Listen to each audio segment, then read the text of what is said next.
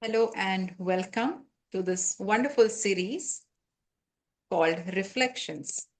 Reflections, where we share stories that recharge and rejuvenate us. And today we have with us a guest all the way from the USA, Susan Pollock. Susan was introduced to the Brahma Kumaris in 1985 in Boston, USA. Professionally, she spent about 20 years in promotions, advertising, sales, and customer service. And since 2009, she has been serving at Peace Village, which is a beautiful retreat center of the Brahma Kumaris in the United States of America. And there she has been serving as an all rounder. And as I know, she's mentioned about one of her gardens as well. So, a lot of experience there. And the title of the story that she would be sharing with us today is Making My Greatest Weakness My Superpower.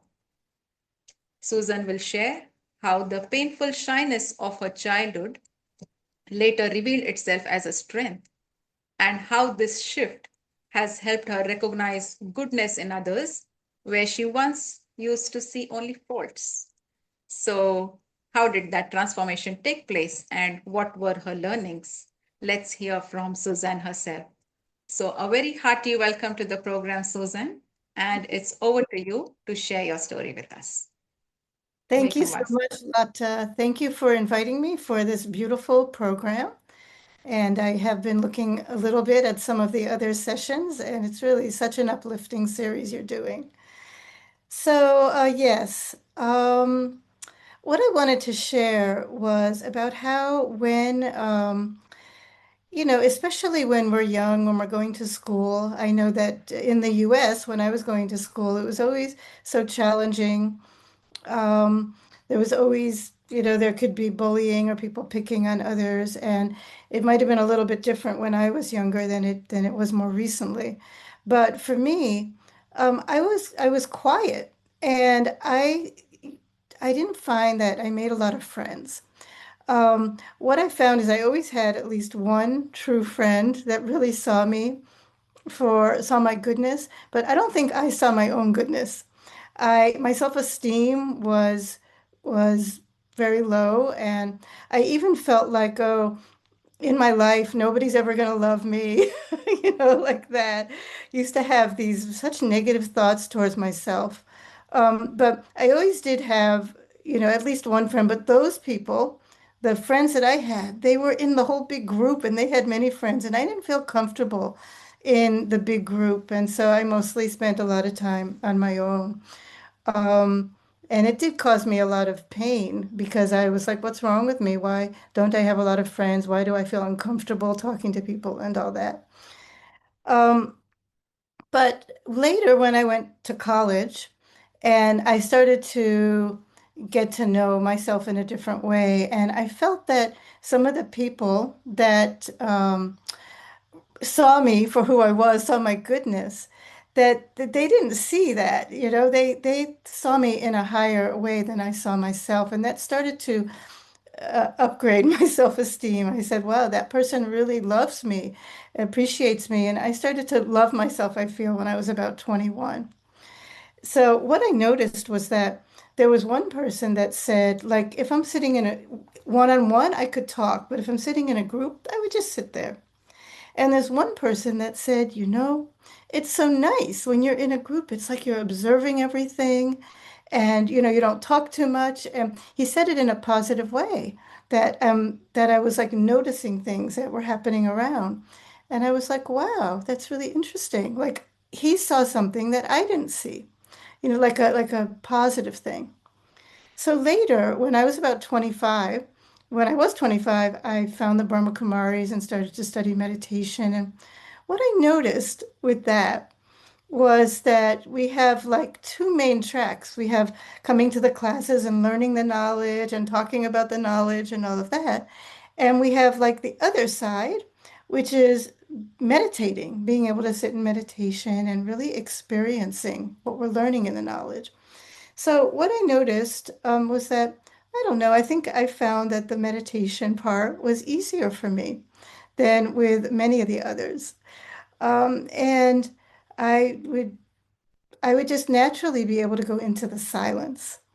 So, what I was learning later on when I started to think about this was that this is one aspect about myself was that I have this tendency to be more silent, more still, and that when I was younger and I didn't know how to bring it into a strength, I thought that this was like my worst thing. It caused me so much pain. But then later on, I realized that it was actually a gift that I was given, but I didn't know how to balance that energy. So, this gift of silence, it's such a beautiful gift to have in the world because, whatever's happening around us, there's so much noise and there's so many people chattering and talking, maybe too much, to bring us into like this feeling that's like a negative feeling, like too much noise. But even while that was going on, I had the ability to just go within myself and even if somebody is talking negatively, I'm not gonna, naturally, I don't spread that. I don't spread about somebody's weaknesses or what somebody did. And that was something I think I always had. But I was so much into the painful part of that. So, what I wanted to share is that because I was in Boston, that was where I first started studying Raj Yoga. And that wasn't at a retreat center. This was at like a regular center, and I didn't live there. I used to come in the morning for the class and in the evening for whatever programs we had, and on the weekends. So I was there quite a bit. And you get to know all the other regulars that are helping to put on the activities at the center. So there's one other sister that was there, and what I noticed was that we all noticed she wasn't coming into the meditation so much, and she would be doing things during the meditation time. So I used to like have this thought in my mind, like that was wrong. Like she should be coming in, doing the meditation, not doing these things during that time.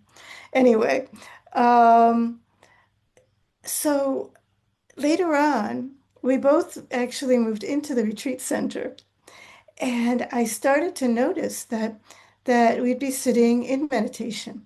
And then there would be a need because all these guests would come, and you can't necessarily always sit in meditation. There's so much to do. She would jump up right away and she would come and attend to them. She would, give them their meal and chat with them and find out what they really needed. They appreciated that it's so much. They really felt like they were being, attended to much more than I would do. So I started to see, my gosh, this jumping up and doing things was her specialty, and this was not her weakness. And I realized that there was a pattern to this. Like when I was young, I was very stubborn. Like I wouldn't let go of things, and I would just whatever I wanted to do, I would, in a kind of too much way, like out of balance, my stubbornness would show. But then I realized later that I had this virtue which people would see about me, which was called determination.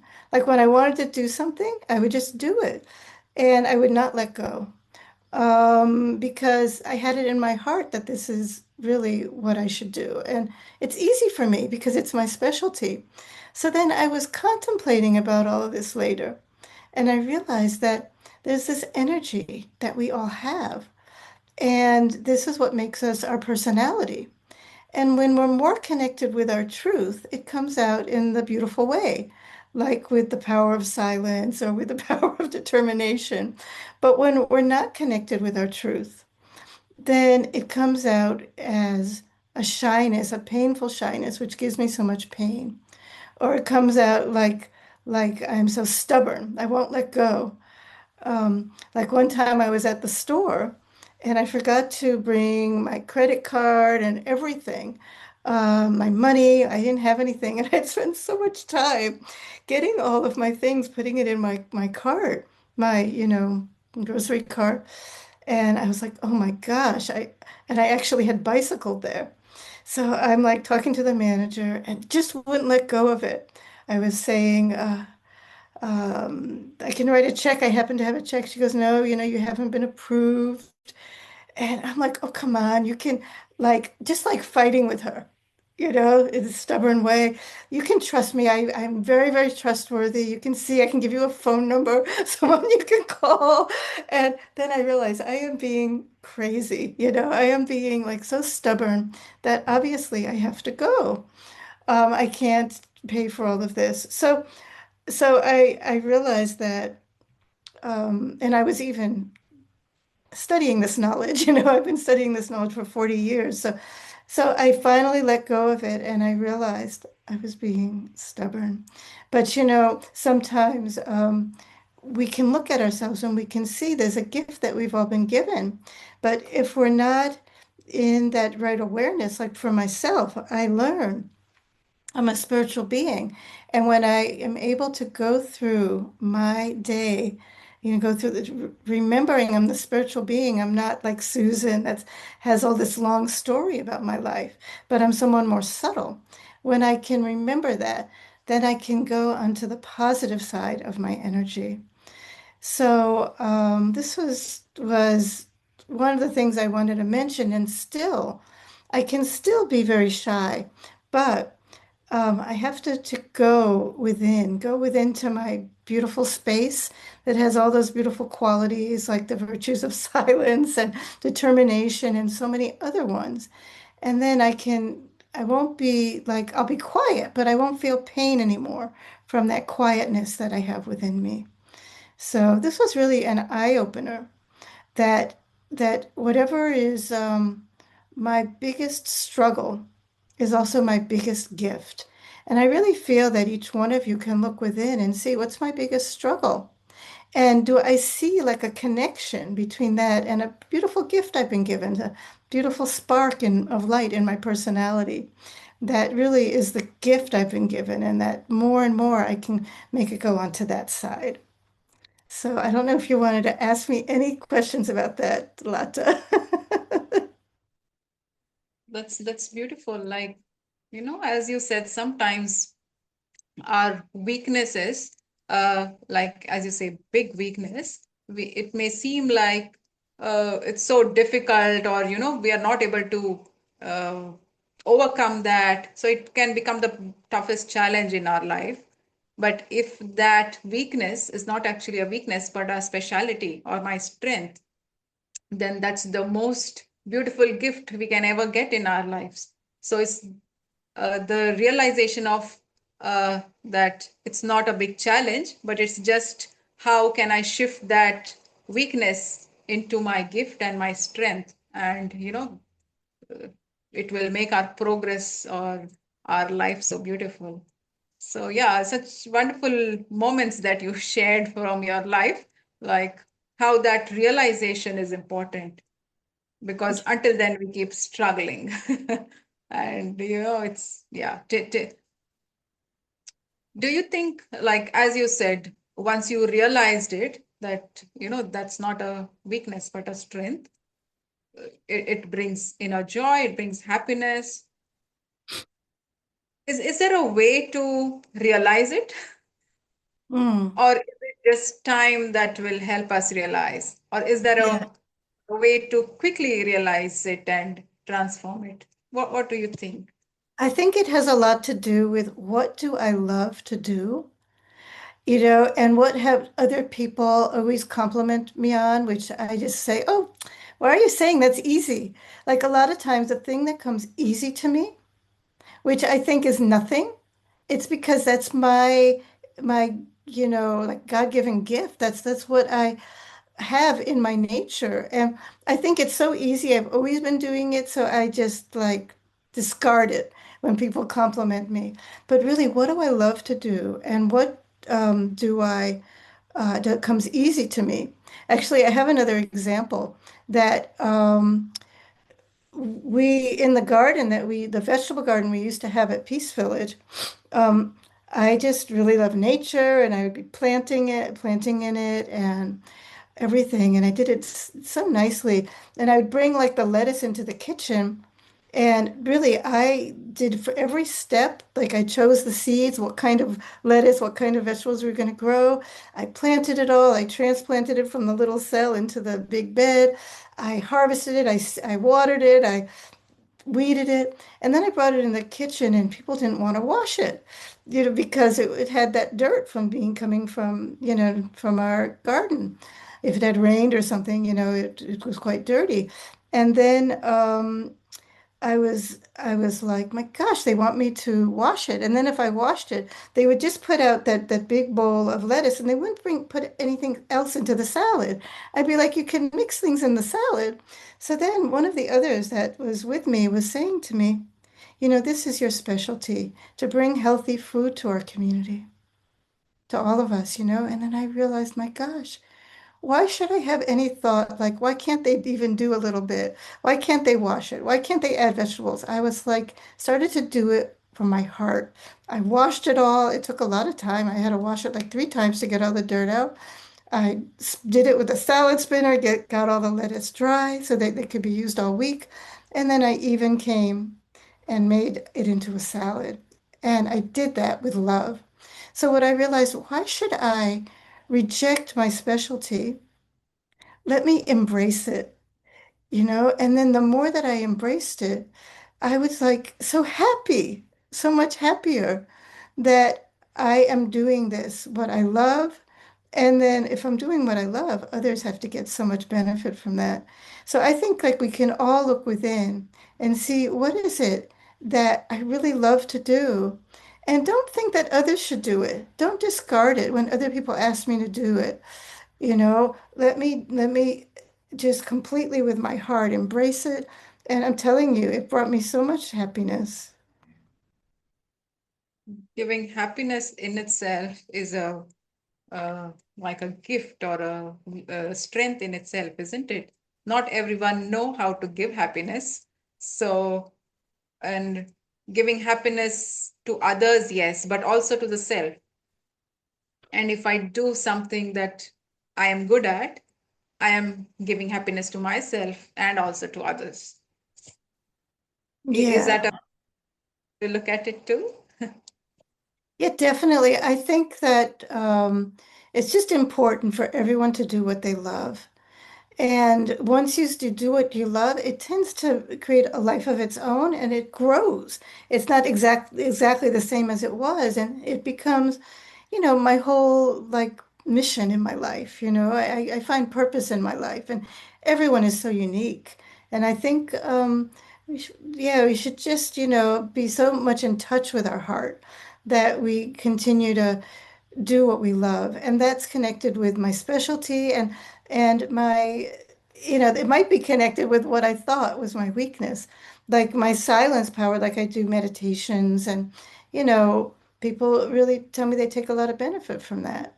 But you can't do that. You have to do that with a silence power. So when I was young, I didn't know how to meditate. I wasn't spiritually minded. I wasn't in touch with myself as a spiritual being. So I only felt the other side of things. And uh, like, you mentioned about uh, definitely meditation helps us bring that realization and transform. But sometimes we do see when we are living with people around us that they may have a certain weakness. And though I am trying to look at the good in them and the qualities in them, they, because they don't have the realization, continue to do things in a not so good way. And it may be possible that it gives us hurt at times, but they don't realize it. They still continue to do the same. How can we maintain a balance between still looking at it as, okay, maybe they will change, or ignoring it and saying, no, there's a strength and, this is their quality, so I shouldn't take sorrow or pain out of it. Is there a time we need to discern or decide so that, we are still okay? Because I, people's I, behaviors are different. yeah, I think for me, because of my journey, like what I've just described, I know that no one is perfect and everyone is kind of on the same path and trying the best they can to put their best foot forward. So I kind of have this ability to see beyond whatever might be not so perfect that's being revealed. And I know I really make the effort to see if I have any challenge with anyone, to see their goodness. And I see something beautiful, and I don't think there's anybody I haven't seen something beautiful in. So at that time when they're challenging, I just don't focus on that. I might have to walk away, if they're really being, chat very challenging. But otherwise, I just, from inside, I move away from looking at that shortcoming of theirs. And I just make that effort to see them as a spiritual being and to send them love and to send them peace or whatever it is I feel they might need. Yeah. So, uh, not kind of getting affected by the behavior, but still remaining in our true self. And like you mentioned about self-esteem when you were sharing the story about your childhood, I think that also plays a big role. Do you think that, like having a high and stable self-esteem helps us in, you know, seeing the goodness always and also transforming our weakness into strength? Yeah, I think when I was young, some of my other peers looked like they had higher self-esteem, like they had a lot of friends and stuff, but I don't think it's that simple. But I think that my self-esteem had to come from within, and ultimately it does have to come from within. But because, I ended up going on a spiritual path and getting like my power from silence, I really had to really go to get onto that path to really feel that. So I think that others take their self-esteem from what they do, from what their titles are, from who they know, but that wasn't working for me. I had to really learn how to, luckily I did, learn how to tap within and go into that inner world that had all of my inner beauty. Because I wasn't really able to superficially do it. Yeah, yeah. So going inside and looking at ourselves, that's a good solution. And Like as you spending, mentioned about, yeah, spending time in silence, like gardening, going for a walk, like a lot of these things that it's like that's why I think I enjoy those things and to realize that that's okay. Some people might take more of their happiness from being in the crowd. And for me, my true light comes out more when I'm alone and I can connect with my self in that way.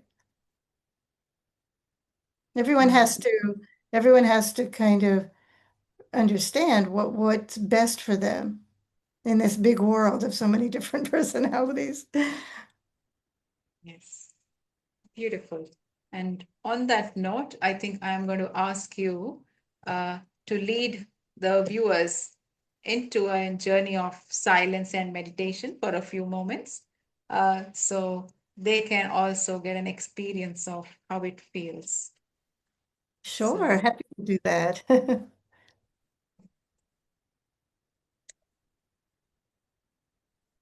All right. So, as I prepare to begin this little journey of meditation for a few minutes, let me just move my attention within and take a look at the thoughts in my mind. I want to be in the present. So, if I was in the past or the future, let me move it back here to the now. Even in these few minutes, I can shift my energy to inner peace, inner strength, inner light.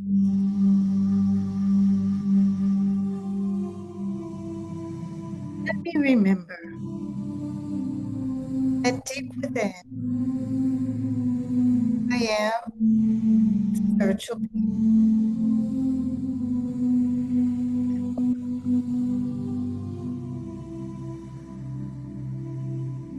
quality,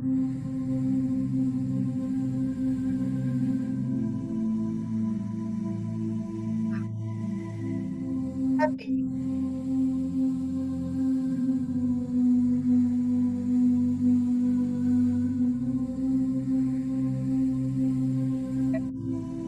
much more valuable jewel, the most valuable as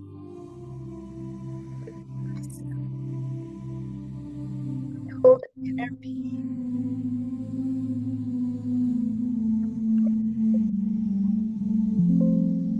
our world needs. I hold light. I hold the energy of love, the many beautiful qualities and virtues I have at the core of my being.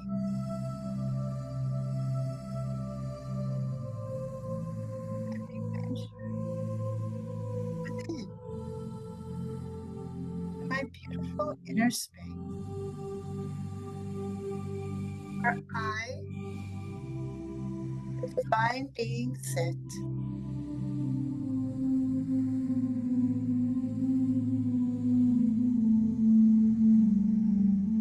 I sit as a being of energy.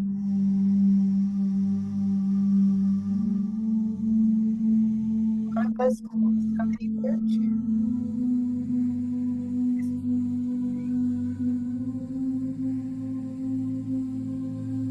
And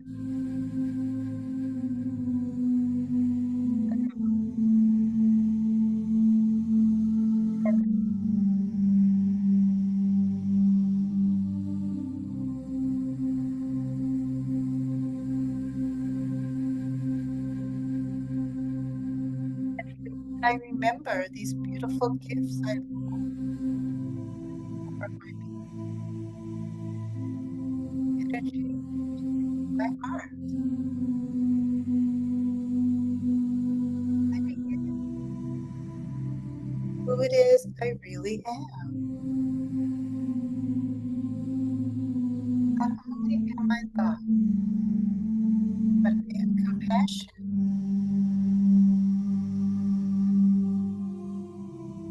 Not only am I strong,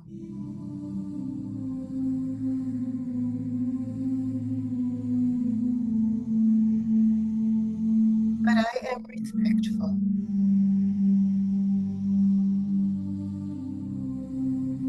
I am light.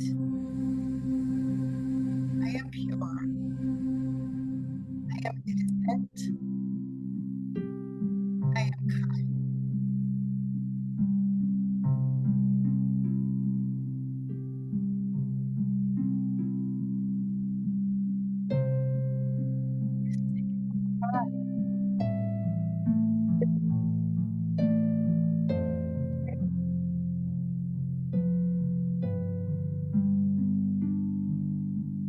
Am I beautiful? Beautiful truth. Who I really think about my personality, which ever caused me pain, happened because I didn't take time like this enough. Going into my beautiful,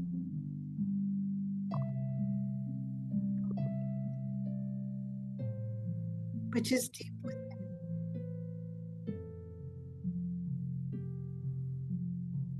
The more I do this,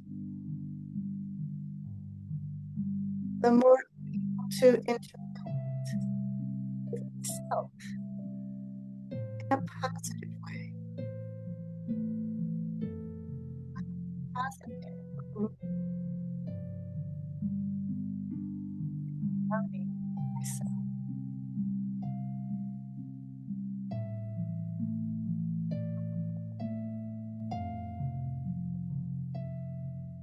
more I naturally see others in the same way.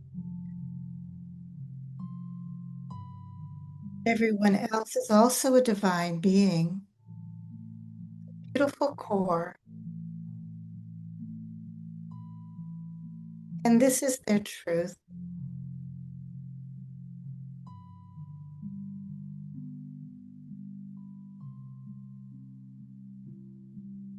From my heart, I will feel this and I will know this.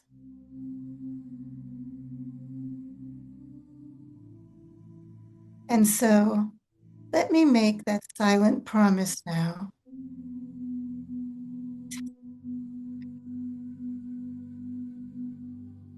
Every morning and every night, and even moments in between, touching base with my beautiful truth and sharing it with the world. Thank you all. Om Shanti. Om Shanti. And thank you for sharing your story and also for leading us all into this beautiful meditation experience. It has been lovely having you on this program today, Susan. Oh, So it's thank a joy. Thank you.